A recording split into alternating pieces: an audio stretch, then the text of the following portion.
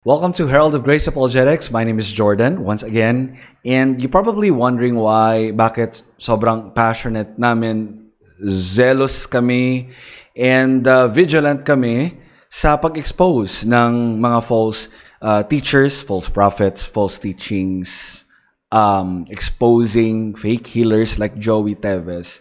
Probably wondering bakit ganito ang ginagawa namin sa page namin. And some of the apologists of these guys actually messaged us na wag na namin silang pakialaman, wag kaming magbigay ng comments sa mga videos ng ibang Christian vlogger or bigyan ito ng review at expose ito as errors. Well, of course, ang salita ng Diyos ay nagbigay ng warning sa atin sa Matthew 7, verse 15 hanggang sa 21. Binigyan tayong mga Christians ng warning. Ang sabi dito, beware of false prophets who come to you in sheep's clothing, but inwardly are ravenous wolves. Ibig sabihin dito, these are people, okay? Binigyan tayo ng warning from these kinds of people na outwardly ginagamit din nila yung pangalan ng ating Panginoong Jesucristo. Outwardly, nagpapakita din sila ng mga signs, wonders, and miracles. Mababasa natin yan sa chapter 7, 21 hanggang 23. Sinabi ng ating Panginoong Jesucristo, not everyone who says to me, Lord, Lord. Again, they are also very passionate about it. No, Lord, Lord. These are the people who jumps in churches, umiiyak sa mga churches nila during worship service. Sila ay nagpo-profess ng pangalan ng ating Panginoong Jesucristo publicly without shame. Hindi sila nahihiya. Pero ang sabi ng ating Panginoong Jesucristo, not everyone who says to me, Lord, Lord, will enter the kingdom of heaven. Ano ang batayan? But those who does the will of my Father who is in heaven. On that day, many will say to me, Lord, Lord. Again, binanggit ulit yung salitang Lord, Lord. These are sincere people. Hindi lang ito yung basta nagprofess ng name ni Christ and then who live a pattern of life na parang wala si Kristo. These are sincere professing believers too. At tinanong nila ang ating Panginoong Jesucristo, did we not prophesy in your name and cast out demons in your name and do many mighty works in your name? Anong response ng ating Panginoong Jesucristo? I never knew you. Depart from me, you workers of lawlessness. So ano ang message sa atin ng text na ito? Ibig sabihin, your sincerity doesn't matter. Your outward manifestation of gifts such as mighty works, kasama na dito yung healing daw, miracle healing daw, pag-foretell sa mangyayari sa future, pagpapalayas ng masasamang espiritu daw, hindi ito yung pinaka-basis para tanggapin ka sa kaharian ng Diyos. Hindi yung outward manifestation dito. Dahil ang totoong merong inward na regeneration, of course, necessary yung outward manifestation ng glory ni Christ sa buhay ng mga Kristiyano. Pero ang warning sa atin, again, kailangan dito ang matinding discernment. Kailangan immersed ka sa salita ng Diyos dahil kung hindi, wala kang tool para ma-discern yung inward properties or characters talaga nila. Inwardly, they are ravenous wolves. Ultimately, ang nakakaalam nun yung ating Panginoong Jesucristo. Pero what does not follow is yung hinayaan na lang tayo ng ating Panginoong Jesucristo na hindi natin malalaman yung ganong bagay. Again, ang mga Christians ay nasa kanila ang banal na Espiritu.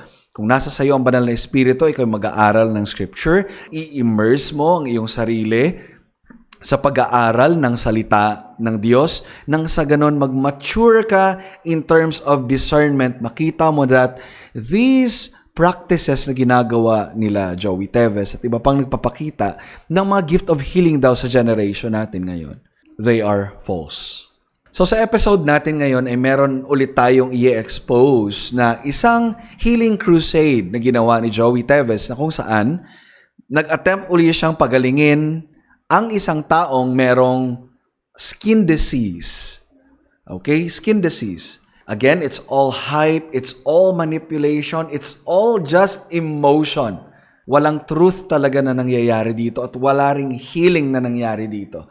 If these people claims to be miracle workers of Christ, dapat the same result yung i-expect natin sa testimony ng scriptures noong time na nagpapagaling din ng sakit ang ating Panginoong Hesukristo na yung lumpo ay tumayo at nakapaglakad straight. Yung ketongin ay totally na healed. At marami pang iba. Si Lazarus na patay na buhay. 'Di ba? So, yung mga ganong bagay, makikita ba natin yon sa mga ginagawa ni Joey Teves? So, panoorin natin itong video na ito.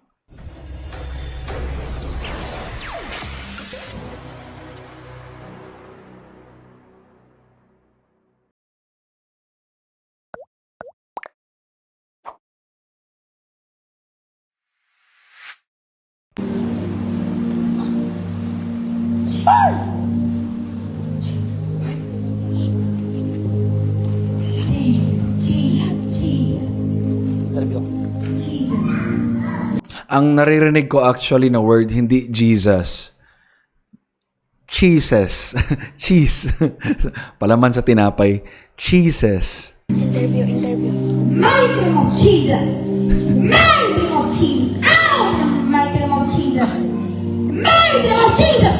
Come out. So yan, so may kita nyo, no? Closely, skin disease ito. Again, it requires medical specialist, dermatologist para matignan ang sakit ng taong ito. Hindi hindi kailangan si Teves dito. Wala siyang gagawin dito at hindi niya ito mapapagaling. Mighty name of Jesus. Tanang allergic couple right now. Come out.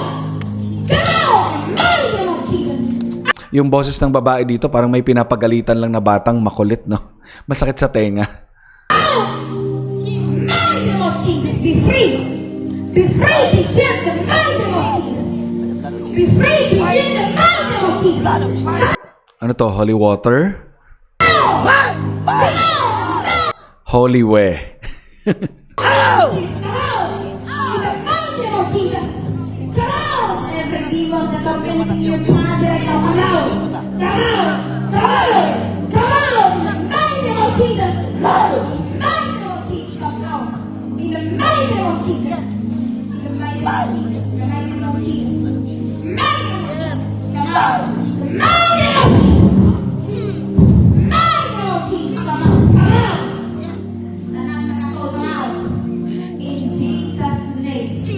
In Jesus' name. Hallelujah. See the power of Thank God. you, Jesus. See the power of God. No. See the power of God. Hallelujah. Hindi na baye. After i-rebuke yung sakit na meron yung isang tao ay matutumba siya. Why is it necessary? Comment down below. In Jesus' mighty name. Kumaga, meron bang certain power na hindi kompleto yung ceremony, yung incantation? Ayan na. Kasi again, ang label ko talaga sa ginagawa dito is not miracle healing, kundi incantation. Incantation talaga to, hindi ito work of Jesus Christ and the Holy Spirit.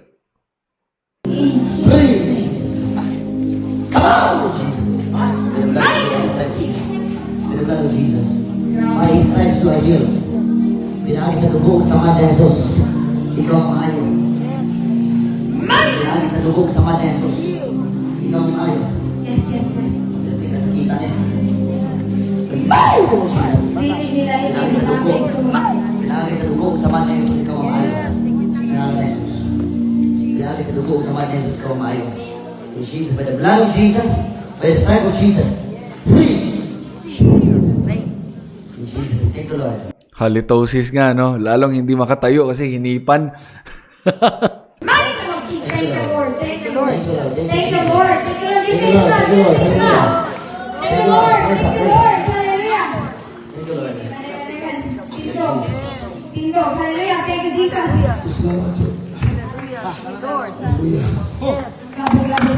Kailangan niya ng proper medication. Hindi niya kailangan si Teves para gumaling yung sakit niya. Walang nangyari sa sakit pero sinasabi nila na you are healed, you are healed, you are healed.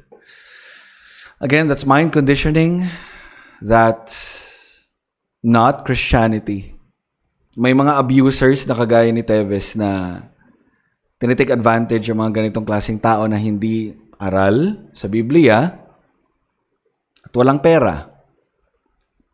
Pinapaasa na lang na after that incantation ay merong manyari healing. Then again, wala tayong makikitang healing. Thank you, Jesus. What happened? Hallelujah. Grabe ka po sa grabe ka ako. What happened? Thank you, Jesus. What happened? This is experience of that experience makapauta siya. What happened? Hallelujah. Amen. That is the power of God. Now, what happened? Nothing. Nothing happened. What happened? Nothing happened. Grabe. Ano na lang ako sa Diyos. What happened? Sabi ako sa Diyos. Masyad ka, masyad ka. Yeah. Masyad ka ba? Ano yung mga nawag ni Bakon? Masyad. Amen. I know you will feel that can shock you. Amen. I Hallelujah. know you feel that can shock you. Yes. Ha? What happened? Ha? Nawala ka po katol. Nawala daw yung mga kate-kate. Hindi naman doon mini-measure kung gumaling na yung sakit sa pagkawala ng kate-kate. Yung kailangan nating makita dito is if you claim to have the gift of miracle healing, dapat after mo ipag-pray yan, kagaya ng ginawa ni Kristo, wala na rin dapat yung mga sakit na yan. When you say you are healed, ibig sabihin you are really healed. Dito sinasabi nilang you are healed, pero present pa rin yung sakit. At of course, hindi lang ito yung base sa nakikita natin. Wala rin mga medical consultation results after ginawa ni Teves yung kanyang healing ceremony before and after. For example, kagaya ng taong ito. Para ma-determine mo na totoo nga na gumaling yung kanyang sakit, mag-present siya ng medical certificate na ito yung kanyang karamdaman. Ceremony. After ng ceremony, punta kagad siya sa dermatologist. Okay? Huwag niya nang patagalin pa. Punta kagad siya sa dermatologist and then magpa-check up siya kung magaling na ba. Kung ang sagot ay hindi, at hindi naman talaga, makikita niyo sa video, di ba? Punong-puno ng pangloloko lang itong mga ginagawa nila.